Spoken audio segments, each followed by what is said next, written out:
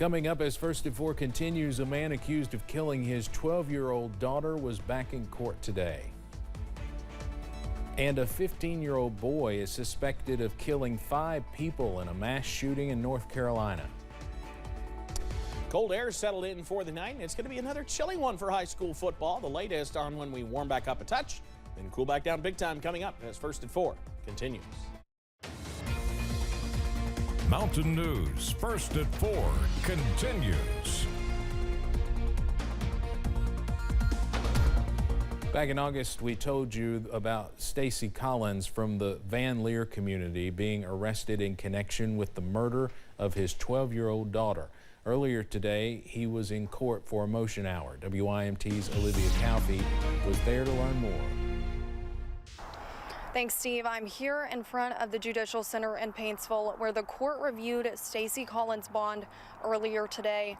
The Commonwealth attorney told me Mr. Collins currently has a $50,000 cash bond, and he asked the court to go back and review the amount. Collins is currently being held at the Big Sandy Regional Detention Center, and he is charged with murder and tampering with evidence.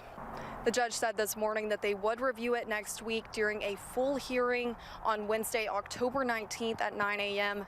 Reporting in Paintsville, Olivia Calfee. Now back to you. Thank you very much. We will keep you updated, of course, on this case as it continues to move forward. Sunshine in abundance on a beautiful Friday afternoon here in the mountains.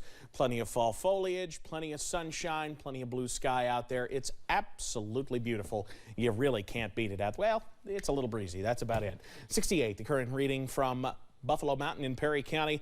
Looking pretty nice out there. The sun slowly setting there. We are less than 2.5 hours away now from sunset. Middle and upper 60s out there at the moment. Jacksboro, the winners so far. They've gotten to 70 on the afternoon. Wise, well, their usual cool spot is cool as well, sitting at 59. Satellite and radar is a clean sweep around the mountains. Yeah, again, a few clouds kind of pushing on through, but that's really about it. So planning out the evening, especially if you're headed out to high school football, at 65 this evening with sunshine, falling into the 50s, but here's the thing. We fall into the mid-50s, and then we just kind of hold steady as those southwest breezes continue to keep it on the milder side overnight. You may need the hoodie or the jacket for kind of protection against the wind versus cold air. The breezes continue tomorrow. I'll have the latest, though, on whether or not they're blowing in some showers with them coming up in a few minutes. Steve? All right, Evan, thank you. The second annual Believers Music Festival is underway in Harlan. WIMT's Chandler Wilcox is there with more on the festivities. Chandler. Thank you, Steve. I'm standing outside the Harlan Civic Center right now, where a consistent beat plays with a touch of the gospel. With 31 gospel groups from across the Southeast scheduled to perform at the Believers Music Festival, locals are standing with their arms raised enjoying the music.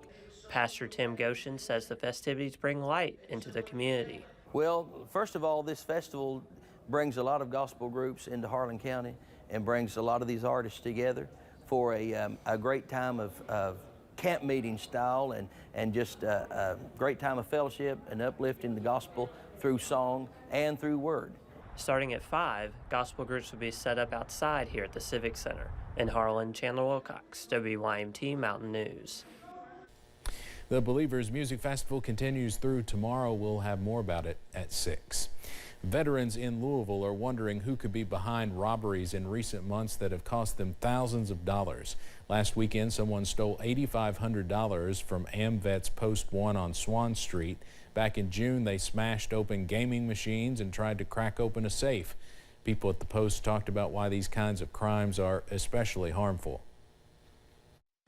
I think it's pretty low down, if you ask me. You know, picking on veterans, I mean, they have enough trouble as it is. I don't know how someone could do this to the vets. They've done so much for us. In both cases, it appears the thieves were very familiar with the buildings and the security systems. Both of these posts opened their doors to the general public to make more money, a decision that helps their bottom line. No arrests have been in connection with the thefts. Flags in North Carolina are flying at half-staff following Thursday's deadly mass shooting. Police say a 15-year-old is responsible for killing 5 people in Raleigh, including his own 16-year-old brother and an off-duty police officer. CBS's Elise Preston reports.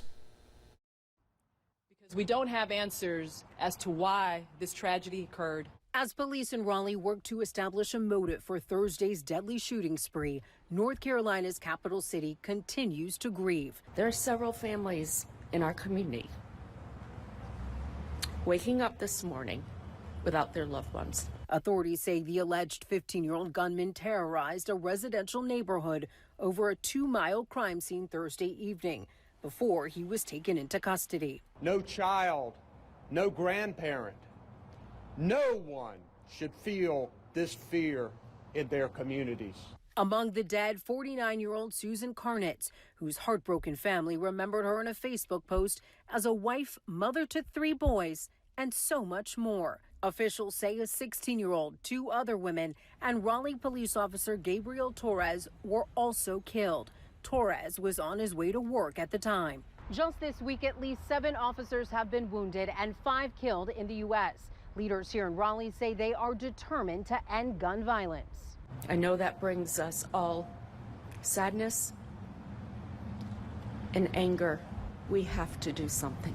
The shooting set off a massive police response and an hours-long manhunt. It was a long standoff, long situation, but the resolution of it has been successful, and I'm very thankful for that. The suspect is hospitalized. Police have not said whether he injured himself or was injured by responding officers. Elise Preston, CBS News, Raleigh, North Carolina. 52-year-old Nicole Connors and 35-year-old Mary Marshall were also killed in the shootings. 59-year-old Marcille Lynn Gardner was wounded and remains hospitalized in critical condition. 33-year-old K-9 officer Casey Clark, who was also hurt, was treated for his injuries and released. In Alabama, 6 people were wounded from gunshots last night. It happened in the Lynette area, about an hour and a half southwest of Atlanta. The victims were taken to multiple different hospitals. Few details have been released about this shooting at this time. Coming up on First at 4, you can get a Netflix subscription for a lower price, but there's a catch. We'll explain. And colder weather also means chilly weather. Yes, both kinds of chilly. Those details next.